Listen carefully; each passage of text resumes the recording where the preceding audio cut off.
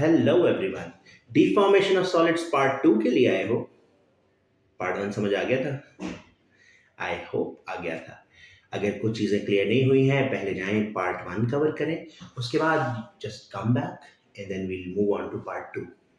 Okay, जिन्होंने part 1 देख लिया है चलें।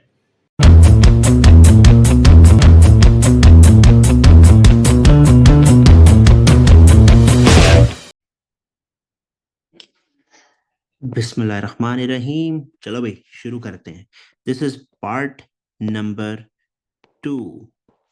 ओके, सो दिस वीडियो, अगर आपने इसका पहला पार्ट नहीं देखा तो मैं उसको आई बटन में डाल दूंगा, आप वहां से इसका पहला पार्ट देख लीजिएगा। शुरू करते हैं part number 2।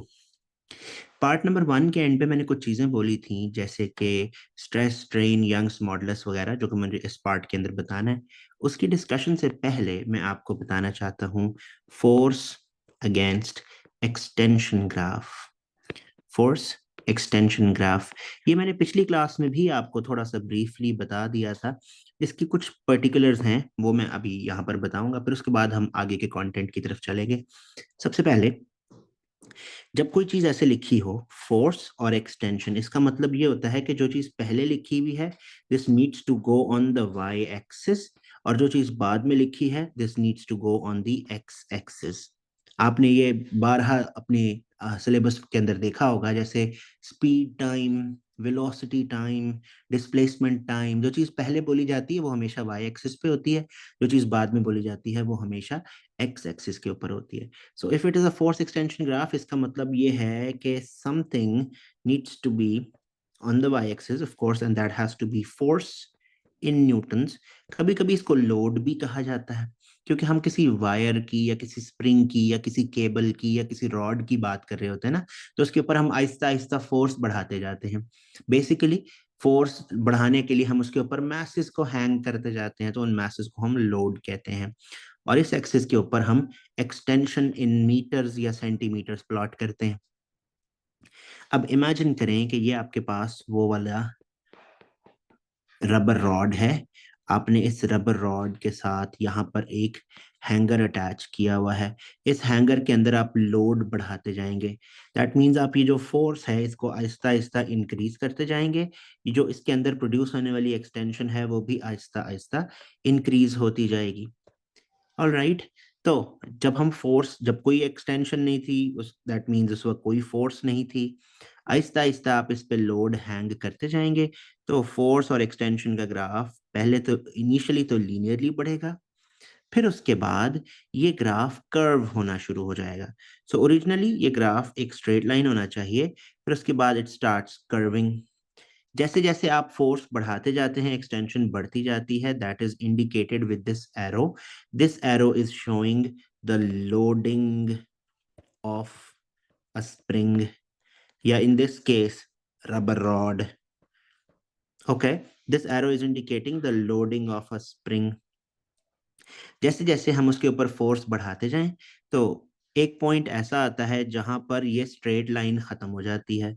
This point here will be called the limit of proportionality. Limit of proportionality.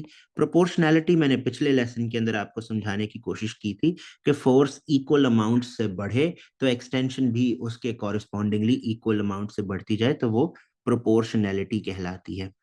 फिर इसके बाद एक छोटा सा पॉइंट आता है, थोड़ा सा ही दूर है लिमिट ऑफ प्रोपोर्शनैलिटी से, इसको हम कहते हैं elastic limit. Elastic limit. Elastic limit का मतलब ये होता है कि लिमिट ऑफ प्रोपोर्शनैलिटी तक तो इक्वल इंटरवल से फोर्स और एक्सटेंशन बढ़ती है, लेकिन उसके बाद इनका रिलेशनशिप लीनियर नहीं रहता। लीनियर मतलब इक्वल इंटरवल से इंक्रीज नहीं होता। लेकिन इलास्टिक लिमिट से पहले पहले तक अगर आप लोड को रिमूव कर दें, हम यहाँ पर इसके ऊपर मास को हैंग करते जा रहे थे ना, अगर आप मास को रिमूव करने लग जाएं तो ये जो वुडन रॉड है, सॉरी रबर रॉड है, it will start going back to its original length. लेकिन अगर इलास्टिक लिमिट से एक्सीड हो गया, इलास्टिक लिमिट से ज्यादा लोड आपने इसके ऊपर लगा दिया, तो फिर दिस पोर्शन हियर, यहां से लेके कोई यहां तक, let say this is called the plastic deformation region.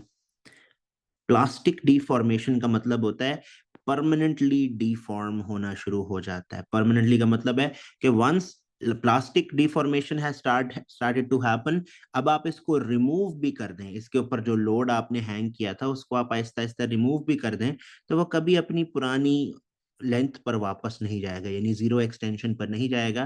Plastic deformation के किसी भी स्टेज पर if you start removing the load, the spring is going to go back to a position where it will have permanent deformation in it.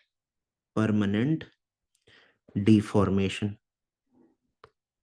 आप देख सकते हैं कि जब मैं उसके ऊपर लोड बढ़ा रहा था तो मैंने एक ब्लू एरो दिखाया था that was pointing away from the origin, और जब मैं लोड रिमूव करना शुरू कर दिया तो I am also indicating it with the blue arrow that is indicating back towards the X axis. This is indicating unloading, this is the unloading of the rod. ये वापस जीरो तक क्यों नहीं आया? वो इसलिए नहीं आया क्योंकि उस रबर रॉड जिसके ऊपर हम हैंग कर रहे थे मास को या वेट को, वो फिर परमानेंटली डिफॉर्म हो जाएगा। परमानेंटली डिफॉर्म होने का मतलब यह है कि अब वो अपनी ओरिजिनल लेंथ पे वापस नहीं जाएगा। Now it will always have some permanent extension in it. Okay, ये कुछ इंपॉर्टेंट पॉइंट्स थे। ये जो अनलोडिंग कर्व्स हैं ये अब आपके सिलेबस का हिस्सा नहीं है, इसलिए इस पे ज्यादा घबराने की जरूरत नहीं है। ओके, तो ये कुछ टर्मिनोलॉजीज थी फोर्स एक्सटेंशन ग्राफ से मुतालिक। एक बात आपको याद करवाता हूँ, पिछले लेसन में भी मैंने ये बताया था, हर ग्राफ की ना दो इंपॉर्टेंट चीजें होती हैं। एक तो होता है ग्रेडियंट और दूसरा होता है area under the graph. Area under the graph आप पहले यूज कर चुके हैं। वेलोसिटी टाइम ग्राफ के नीचे का जो एरिया अंडर द ग्राफ होता है वो डिस्प्लेसमेंट को शो करता है, उसका जो ग्रेडियंट होता है वो एक्सेलरेशन को शो करता है। ये बात पहले हो चुकी है। ये जो ग्राफ्स हमने यहाँ देखे हैं ना, इनकी भी ये दो चीजें हमारे लिए इंपॉर्टेंट हैं। तो इन दो चीजों की डिस्कशन के लिए मैं यहाँ पर एक दफा ग्राफ फिर से कंस्ट्रक्ट करके दिखा देता हूँ। This time I will only draw it up until the limit of proportionality. Limit of proportionality तक ही मैं इसको एक्सटेंड करूंगा, बस इससे ज्यादा नहीं। ओके, स्ट्रेट लाइन है, इसका मतलब है अभी तक ये लिमिट ऑफ प्रोपोर्शनैलिटी इसकी अचीव नहीं हुई। This is the maximum point that I have shown over here. okay, and this is the extension that has been created in the spring or rod whatever। इसका gradient देखते हैं कि वो किस चीज के बराबर होगा। ग्रेडियंट का एनालिसिस करके देखते हैं, हमें नहीं पता किस चीज के बराबर है तो याद करते हैं। ग्रेडियंट तो होता है जी change in y over change in x. Y axis के ऊपर हमारे पास है force in newtons, x axis के ऊपर हमारे पास है एक्सटेंशन इन मीटर्स। तो ग्रेडियंट निकालते हुए वाई एक्सिस की वैल्यूज को एक्स एक्सिस से डिवाइड किया जा रहा है, यानी फोर्स को एक्सटेंशन से डिवाइड किया जा रहा है। अगर आपने पिछला लेसन ध्यान से लिया है तो force divided by extension comes out to be the spring constant. तो हम कंक्लूड करके ये कह सकते हैं the gradient is equal to the spring और स्टिफनेस कांस्टेंट। एक छोटा सा सवाल मेरे जहन में आ गया, मैं जल्दी से ना यहाँ एक पास्ट पेपर की एग्जांपल आपको देता हूँ। फोर्स एक्सटेंशन ग्राफ पहले ऐसे स्ट्रेट है, फिर उसके बाद ऐसे कर्व होने लग गया। ओके, अब शुरू में ग्रेडियंट ज्यादा है, बाद में फिर ग्रेडियंट कम होना शुरू हो गया है। आपको पता है ग्रेडियंट स्प्रिंग कांस्टेंट के बराबर होता है, तो हम ये कहेंगे this graph indicates higher spring constant. पहले स्प्रिंग कांस्टेंट थोड़ा सा हायर है, फिर उसके बाद स्प्रिंग कांस्टेंट कम होना शुरू हो गया है। Then spring constant decreases, then spring constant decreases. Spring constant decrease होने का मतलब ये होगा कि फिर it becomes easier to extend, it becomes easier to extend. ये वो पॉइंट है जहां तक स्ट्रेट लाइन है तो ग्रेडियंट कांस्टेंट है, let's call this point P. इसके आगे the graph has started to have a smaller gradient, इसका मतलब ये होगा कि ग्राफ का स्प्रिंग कांस्टेंट अब छोटा हो गया पहले से। I hope this make sense to everybody. नहीं पता चलता, send me in the comments and I will respond to all of that. Okay, अगली बात करते हैं area under the graph. Area under the graph. Alright, इसके लिए ना एक छोटी सी डायग्राम यहाँ बना के दिखा देता हूँ आपको। इमेजिन करें कि ये मेरे पास एक स्प्रिंग है। इस स्प्रिंग के साथ मैंने एक मैस अटैच किया है। मैस का अपना कोई रोल नहीं है यहाँ पर फिलहाल। मैंने जब इसके ऊपर फोर्स लगानी है, F, originally when I am not applying any force on it, उस वक्त तो इसमें कोई एक्सटेंशन नहीं होगी। मैं आहिस्ता आहिस्ता जब फोर्स बढ़ाता जाऊंगा जाऊंगा तो इसकी एक एक्सटेंशन भी बढ़ती जाएगी। Of course it is travelling a distance towards the right. उस डिस्टेंस को मैं डी से इंडिकेट कर रहा हूँ। जितना ये मास डिस्टेंस डी ट्रैवल करेगा टुवर्ड्स द राइट, स्प्रिंग के अंदर उतनी ही ज्यादा एक्सटेंशन क्रिएट होगी। जितना ज्यादा डिस्टेंस क्रिएट करवाऊंगा मैं इस मास के अंदर, उतनी ही एक्सटेंशन स्प्रिंग में क्रिएट होगी। सो बेसिकली हो क्या रहा है, फोर्स अप्लाई हो रही है, एक डिस्टेंस ट्रैवल हो रहा है, यानी कि फोर्स मैंने अप्लाई की, स्प्रिंग ने एक एक्सटेंशन ट्रैवल की, तो I am doing some work on the spring. So right now there is some work being done on the spring। Spring के ऊपर वर्क हो रहा है। And that work, if you could remember, work होता है force multiplied by distance के बराबर, force into distance. But because force constant नहीं लगा रहे हम, जितनी फोर्स हम आहिस्ता आहिस्ता जीरो से इंक्रीज करते जा रहे हैं उतना ही वर्क डन होता जाएगा। फोर्स कॉन्स्टेंटली नहीं लग रही। ओरिजिनली फोर्स की वैल्यू थी जीरो। लेट्स से जब ये डिस्टेंस इतना डी ट्रेवल हो गया, उस वक्त जो मैंने फोर्स अप्लाई की हुई है वो है एफ, F1, और फिर है F2 is increased to F। So F average is going to be F plus 0 divided by 2 equals to 1 by 2F। तो अगर मैं निकालना चाहूं कि स्प्रिंग के ऊपर टोटल वर्क डन कितना हुआ है, work done should be equal to average force into the distance that has been travelled. Average force मैंने इसलिए ली क्योंकि जब हम स्प्रिंग को खींचना शुरू करते हैं उस वक्त हमने स्टार्टिंग में कोई फोर्स नहीं लगाई थी, तो स्प्रिंग स्ट्रेच नहीं हो रहा था। आहिस्ता आहिस्ता फोर्स बढ़ाते जाएंगे तभी तो डिस्टेंस इंक्रीज होता जाएगा। आप एक दफा फोर्स लगा देंगे तो ये कॉन्स्टेंटली डिस्टेंस ट्रेवल नहीं करता रहेगा, because the spring is going to pull this mass backwards. इसीलिए if you want to do work constantly, you would have to continue applying the force। अच्छा, अब यहां से अगर ये बात नहीं भी समझ आती तो कोई बात नहीं, इतनी इंपॉर्टेंट बात नहीं है ये एवरेज फोर्स वाली। एवरेज फोर्स की जगह पर हम डालते हैं 1/2 × F, और जो डिस्टेंस ट्रेवल्ड हुआ है वो है E। तो work done on the spring is going to be equal to half into F into E। अब इस सारी बात का एरिया अंडर द ग्राफ से क्या ताल्लुक है, तो वो मैं आपको यहां से दिखाता हूँ। एरिया अंडर द ग्राफ निकालने के लिए ना, जस्ट ये जो शेडेड एरिया है सारा, ये फाइंड आउट कर लें। अब ऑफ कोर्स एरिया कैसे फाइंड आउट होता है, शेप देखते हैं। शेप कौन सी है? शेप एक ट्राइंगल है। ट्राइंगल का फॉर्मूला होता है half into base into height. Half base है एक्सटेंशन, और हाइट जो है वो है फोर्स। अगर मैं इसको रीअरेंज करके लिखना चाहूँ तो हाफ इंटू F इंटू ई भी तो लिख सकता हूँ ना। अब ये बात तो मैंने पीछे प्रूव करने की कोशिश की थी कि work done equals to half into F into E. Wait a minute, area भी तो half into F into E है।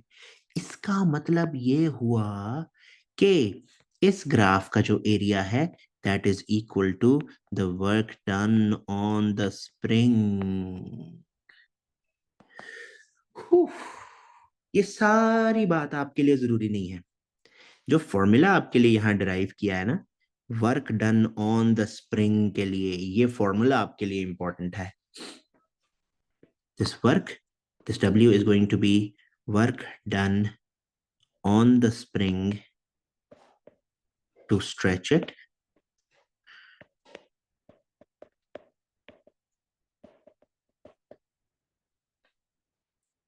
okay, half into F into E। अब यहां पर ये F है मैक्सिमम अप्लाइड फोर्स, E है एक्सटेंशन या कॉम्प्रेशन भी हो सकता है। एक्सटेंशन मीटर्स में होनी चाहिए, फोर्स न्यूटन में होना चाहिए। तो आप देखेंगे 1/2 का तो अपना कोई यूनिट नहीं है ना, तो वर्क का यूनिट जो है वो बनेगा newton into metres. Isn't that the unit for work itself? Newton into metres. Work का ऐसा यूनिट होता है जूल। तो अगर आप यहाँ पर इस इक्वेशन का बेस यूनिट एनालिसिस भी करेंगे ना, तो उससे भी हमें ये पता चलता है कि ये इक्वेशन होमोजीनियस है। होमोजीनियस इक्वेशन वो होती है जिसकी लेफ्ट साइड पर और राइट साइड के ऊपर same kind of physical quantities होती हैं। मैं करके दिखा देता हूँ चले। वर्क का फॉर्मूला होता है फोर्स इंटू डिस्टेंस, और राइट साइड पे है half into F into E. Force का यूनिट होता है K G M S -2, mass into acceleration से, और डिस्टेंस का यूनिट होता है मीटर। अब हाफ का अपना कोई यूनिट नहीं होता, फोर्स का यूनिट है K G M S -2, extension का यूनिट है मीटर। तो आप देखें लेफ्ट और राइट हैंड साइड के यूनिट्स एक जैसे हो गए। इसका मतलब ये है कि जो इक्वेशन हमने यहाँ बनाई है ना, ये इक्वेशन बिल्कुल होमोजीनियस है, सही है। There is no question on the authenticity of this equation. I hope it's making sense to all of us. कोई बात नहीं समझ आती, send me a message and I will respond to it. Now work done equals to half, और E अपनी जगह। मुझे याद आया कि एफ जो होता है ना वो होता है के इंटू ई, स्प्रिंग कांस्टेंट से, स्प्रिंग कांस्टेंट वाला formula, Hooke's law. So this becomes work done equals to half into ke square. So here is an important formula, another important formula. You remember मैंने आपसे कहा था कि जो चीजें मैं डब्बों में लिखता हूँ वो सारी चीजें इंपॉर्टेंट होती हैं। तो ये दो चीजें बहुत जरूरी हैं। इस छोटे से आर्टिकल को मैं कंक्लूड करके ये कहता हूँ कि फोर्स एक्सटेंशन ग्राफ का जो एरिया अंडर द ग्राफ होगा, that is going to be equal to the work done on the spring, and that work done can be calculated by half into F into E या फिर half k E square. Okay, now एक note की सूरत में एक बात लिखते हैं। If the spring does not enter the plastic deformation, अगर स्प्रिंग प्लास्टिक डिफॉर्मेशन में एंटर नहीं होता, दैट मीन्स इलास्टिक रीजन में रहता है जहां पर फोर्स जितनी लगा हुआ एक्सटेंशन भी उसके प्रोपोर्शनल होती है, in that case work done on the spring is equal to the strain energy stored in the spring. Strain energy stored in the spring. ये वाली जो स्ट्रेन एनर्जी होती है ये रिकवरेबल होती है। दैट मीन्स जैसे जैसे आप फोर्स रिमूव करते जाएंगे स्प्रिंग अपनी पुरानी हालत में वापस आता जाएगा। रिकवरेबल, मिसाल के तौर पे मैं अक्सर एग्जांपल देता हूँ कि ना मेरे पास एक पाइप है, पानी का पाइप, उसको मैंने उससे मैंने एक जग भरना है, जग, पानी का जग। तो पानी उसके अंदर जा रहा है जा रहा है जा रहा है, जग आहिस्ता आहिस्ता भरता जा रहा है भरता जा रहा है भरता जा रहा है। अभी तक जग पूरा भरा नहीं है, तो मैं जग से वो पानी सारा हासिल कर सकता हूँ। लेकिन अगर जग पूरा भर जाए और इतना भर जाए कि वो ओवरफ्लो होने लग जाए, तो जग सिर्फ उतनी ही पानी की अमाउंट मुझे वापस कर सकता है जितनी उसकी अपनी कैपेसिटी थी। जो ओवरफ्लो हो चुकी है पानी की अमाउंट, वो रिकवरेबल नहीं है, वो वापस नहीं मिल सकती, वो तो गिर गई तो गिर गई एक दफा। इसी तरह जब तक हम इलास्टिक रीजन तक होते हैं, इलास्टिक लिमिट तक, उस वक्त तक स्प्रिंग के नीचे, इस एक ग्राफ के नीचे की जितनी एनर्जी है ये सारी रिकवरेबल है। ये वो एनर्जी है जो हमने स्प्रिंग पे अप्लाई की, स्प्रिंग हमें ये सारी एनर्जी वापस दे सकते हैं, यानी स्प्रिंग अपने पास ये एनर्जी नहीं रखता। लेकिन जब प्लास्टिक डिफॉर्मेशन हो चुकी है, दैट मीन्स ये सारा एरिया जिसको मैं ब्लू से शेड करके दिखा रहा हूं, ये सारा एरिया वो है जो वर्क हमने स्प्रिंग पे किया है। लेकिन ये वो वाली एनर्जी है जो स्प्रिंग हमें वापस कर सकेगा। इसके अलावा जो एक्सेस एनर्जी होगी वो सारी इस्तेमाल हो चुकी होगी स्प्रिंग को स्ट्रेच करने में। तो जो एनर्जी स्प्रिंग हमें वापस नहीं कर सकता उसको मैं यहाँ पर येलो से शेड कर देता हूँ जी, देखिएगा। This is going to be the non recoverable energy. ये जो येलो से इंडिकेट कर रहा हूँ ये वो एनर्जी है जिसकी वजह से स्प्रिंग स्ट्रेच हुआ है। हमने इतना सारा वर्क डन किया कि वो ये सारा अब उसमें ये येलो और ये ब्लू वाली सारी एनर्जी वो है या वो वर्क डन है जो हमने स्प्रिंग पे किया है। लेकिन इसमें से जो ब्लू वाली एनर्जी होगी ये वो है जो स्प्रिंग हमें वापस कर सकता है, और जो येलो वाली एनर्जी है ये वो है जो कि स्प्रिंग ने स्ट्रेच होने में कंज्यूम कर ली है। मैं यहाँ पर लेटर्स के जरिए रिप्रेजेंट कर देता हूँ। ये जो पूरा येलो वाला रीजन है ना मैं इसको आर कह देता हूँ, और जो पूरा ब्लू वाला रीजन है मैं इसको क्यू कह देता हूँ। R and Q.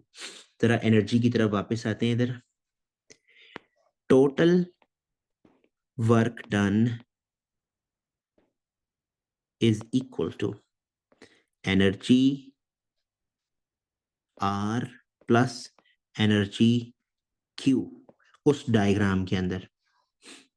Whereas energy R is the energy consumed to stretch it,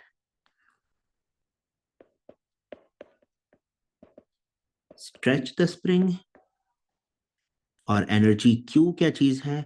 It is the recoverable energy, recoverable energy stored in the spring। ये जो रिकवरेबल एनर्जी होती है इसको हम स्ट्रेन एनर्जी कहते हैं असूलन। दैट मीन्स ये वो एनर्जी है जो स्प्रिंग में स्टोर हुई है। मैं यहाँ पर वो ग्राफ जो ऊपर मैंने बना के दिखाया था एक दफा मैं यहाँ पर फिर से बना देता हूँ, थोड़ी सी चीज जरा क्लैरिफाई हो जाएगी। फोर्स एक्सटेंशन ग्राफ पहले लीनियर था फिर ऐसे कर्व हो जाता है। इसमें से ये एक डॉटेड लाइन शो कर रहा हूँ to show the unloading of a graph, unloading of the spring. इसमें से एक येलो रीजन है ये वाला, इस रीजन को मैंने कहा है आर, और एक ब्लू रीजन है ये वाला, इसको हमने कहा था Q. So energy in are is the energy consumed to stretch the spring permanently, या इसके आगे मैं permanently का लफ्ज ऐड कर लेता हूँ, and Q is the recoverable energy। that means बेशक स्प्रिंग अगर permanently deform भी हो गया है उसमें से लोड रिमूव करेंगे तो वो थोड़ा बहुत अपनी पुरानी लेंथ तक वापस जाएगा, लेकिन एग्जैक्टली वहां तक नहीं जाएगा, थोड़ा सा परमानेंटली स्ट्रेच्ड रहेगा। ओके, काफी सारी बातें हमने इसमें देखी।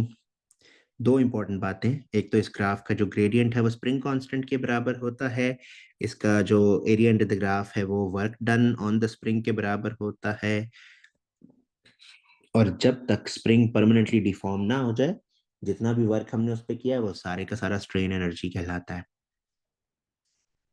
जल्दी से कुछ डेफिनेशंस और देख लेते हैं।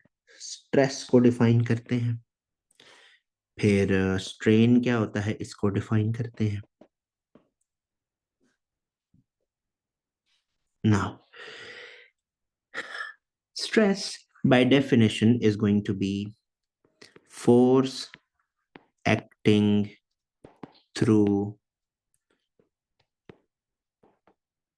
the cross-sectional area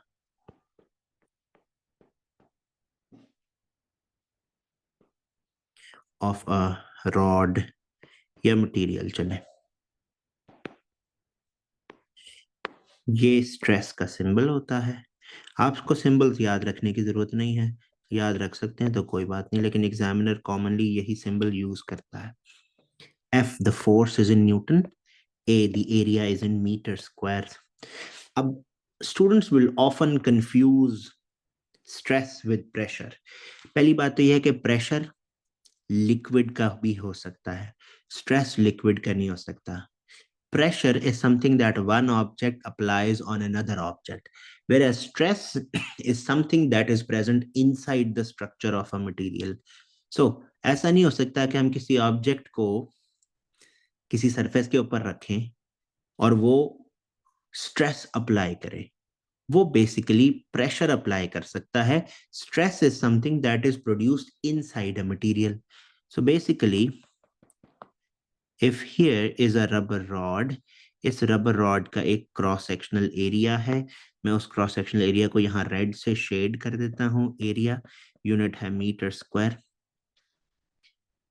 और इसके ऊपर जब मैं फोर्स F अप्लाई करता हूँ, that force F will be experienced everywhere inside this rubber rod.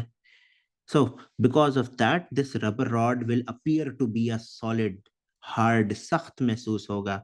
That is due to the stress. Stress का यूनिट बनता है न्यूटन पर मीटर स्क्वायर, और कभी कभी इसको पास्कल्स में भी एक्सप्रेस किया जाता है. इसकी बेस यूनिट एनालिसिस अगर करोगे तो वही आएगा जो कि प्रेशर का होता है. Stress and pressure they have same base units. इसके साथ ही मैं स्ट्रेन को भी डिफाइन कर देता हूँ. Strain by definition is going to be the ratio of extension and original length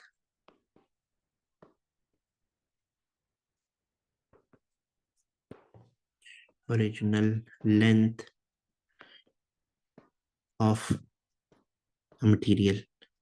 देखते हैं. लेट्स से इसकी अगर ओरिजिनल लेंथ थी, यहाँ से लेके यहाँ तक इसकी अगर ओरिजिनल लेंथ थी LO, और जब हमने फोर्स लगाई और ये स्ट्रेच होके इधर तक पहुंच गया, और ये इसकी हो गई एक्सटेंशन. सो बेसिकली एक्सटेंशन को जब हम ओरिजिनल लेंथ से डिवाइड करेंगे तो वो स्ट्रेन कहलाता है. सो ये स्ट्रेन का सिंबल है, extension divide by original length. E is in meters, L naught original length is in metres. Original length का मतलब है फोर्स लगाने से पहले पहले जितनी उसकी लेंथ है वो उसकी ओरिजिनल लेंथ कहलाती है. Strain it is going to have no units. क्योंकि ये दो एक जैसी क्वांटिटीज का रेशो है, इसलिए स्ट्रेन का अपना कोई यूनिट नहीं होता.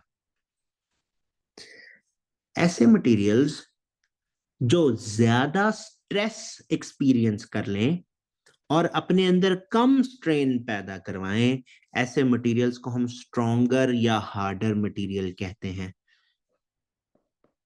Harder materials experience less strain due to more stress. जैसे स्टील केबल्स होती हैं, कंक्रीट हो सकती है, जितने भी आप स्ट्रॉन्ग हार्ड मटेरियल्स नोटिस करते हैं, उन सब के लिए वो सब कम स्ट्रेन प्रोड्यूस करती हैं फॉर क्रिएटिंग मोर स्ट्रेस. अब इमेजिन करें कि जिस मैट्रेस पे आप सोते हैं अगर उसकी ऐसी प्रॉपर्टी हो that it creates small strain under more stress, तो इसका मतलब होगा वो मैट्रेस बड़ा सख्त है. अब हमें ऐसा मटेरियल तो नहीं चाहिए होता. अगली बात आपके लिए डिफाइन कर देते हैं, फिर things will start making more sense to you. Young's modulus. Young's modulus, और मेरे टीचर ने तो इसके लिए ये वाला सिंबल यूज किया था, लेकिन अब कैम्ब्रिज यूज कर रहा है capital E. Capital E is the symbol that Cambridge prefers. तो यंग्स मॉडुलस के लिए डिफाइन करते हैं stress per unit strain. Stress per unit strain, Young's modulus का सिंबल ये होता है जी, लेकिन हम वही यूज करेंगे जो कैम्ब्रिज प्रेफर करता है. Capital E is equal to stress divided by strain. Stress का यूनिट हमने अभी देखा Nm-2. स्ट्रेन का अपना कोई यूनिट नहीं होता, तो यंग्स मॉडुलस का भी अपना एक वही यूनिट बनेगा जो कि स्ट्रेस का है. सो बेसिकली यंग्स मॉडुलस एक ऐसा मटेरियल है, एक ऐसी सॉरी मटेरियल कह रहा हूँ गलती से, एक ऐसा फैक्टर है, ऐसा न्यूमेरिकल वैल्यू है जो कि मटेरियल्स की स्ट्रेंथ के बारे में हमें अंदाजा लगाने में मदद करता है. It is a statistic of a material to judge its strength.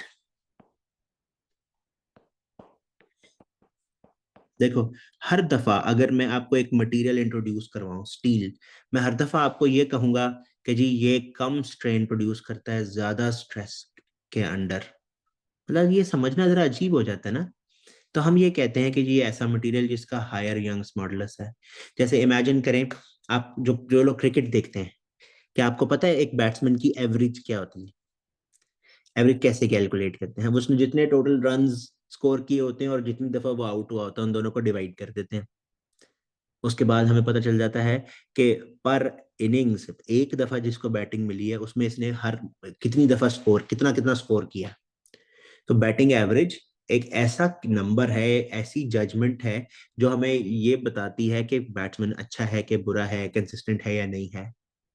ठीक है, अब मैं हर दफा आपको कहूं कि जी एक दफा आउट होने पे ना बाबर आजम 60 रन बनाता है, हर दफा ये कहने की बजाय मैं कहता हूँ जी इसकी बैटिंग एवरेज बहुत हाई है, तो समझना जरा आसान हो जाता है। इसी तरह मैं आपको कहूँ जी ये मेरा मैट्रेस है, मेरे सामने मेरा बेड है, ये मेरा मैट्रेस है, ये ना थोड़े से स्ट्रेस में ज्यादा स्ट्रेन प्रोड्यूस करता है। समझना थोड़ा सा मुश्किल है ना। मैं कहता हूँ इसका यंग्स मॉडुलस बड़ा लो है, कहने का मतलब है कि मेरा मैट्रेस बड़ा नरम है, सॉफ्ट है। ओके, सो यंग्स मॉडुलस एक ऐसी कैरेक्टरिस्टिक है जो कि हमें बताता है कि मटेरियल्स कितने स्ट्रॉन्ग हैं, सख्त हैं। यहाँ पर एक वैल्यू आपके लिए कोट करता हूँ। मेटल्स की एक टिपिकल यंग्स मॉडुलस की वैल्यू होती है 1 × 10⁻11 न्यूटन्स पर मीटर स्क्वायर। चैप्टर 1 में अक्सर आपको ये प्रिडिक्ट करने को आता है, आपसे कहते हैं कि बताओ मटेरियल किसी मेटल की यंग्स मॉडुलस बता दो, एस्टिमेट कर दो, तो ये है वो वैल्यू। आपको एक फॉर्मूला यहाँ बनाकर दिखाता हूँ। Young's modulus equals to, stress का फॉर्मूला था force divided by area, strain का फॉर्मूला था extension divided by the original length. क्या मैं इसको ऐसे कर दूं, force over area divide by extension over the original length? ये डिवीजन साइन को जब मल्टीप्लिकेशन में कन्वर्ट करेंगे तो ये बनेगा force multiplied by sorry original length divide by the extension. So here is the formula for Young's modulus, F L nought divided by E A. मैं आपको बता देता हूँ इस फॉर्मूला में कौन सी चीजें क्या क्या हैं। E is Young's modulus, unit है newton per metre square. E is extension, unit है मीटर्स। A है cross cross sectional area, unit है मीटर स्क्वायर। L नॉट ये है ओरिजिनल लेंथ, यूनिट है metres. F is force, unit है newtons. तो ये है हमारे पास यंग्स मॉडुलस का फॉर्मूला। एक छोटी सी बात जो कि मुझे आपको बतानी तो नहीं चाहिए, बचा मतलब बचकाना सी बात है, वो ये है कि अक्सर हमें ना ऐसे रबर रॉड से डील करना पड़ता है। इसका जो रेडियस है वो है d/2। अब मैं रेडियस को d/2 क्यों कह रहा हूँ, क्योंकि रेडियस किसी एक्सपेरिमेंट में डायरेक्टली मेजर नहीं होता। मेजर हमेशा होता है diameter by using vernier callipers या माइक्रोमीटर स्क्रू गेज। इसका जो एरिया है that's going to be pi r square. R की जगह पर हमें d/2 सब्स्टिट्यूट करना पड़ेगा, क्योंकि पता है radius is half of that और डायमीटर।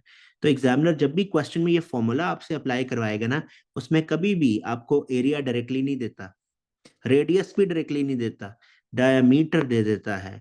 तो आपको हमेशा डायमीटर बाय हाफ करना है, स्क्वायर करना है, पाई से मल्टीप्लाई करना है, तब जाके आपके पास एरिया आएगा। उफ, अभी तक हमने काफी सारी बातें कर ली, बस एक आखिरी बात करते हैं फिर उसके बाद हम आपकी जान छोड़ देंगे। Stress strain graph. ग्राफ्स जो है ना वो जान नहीं छोड़ते भाई पूरे सिलेबस में।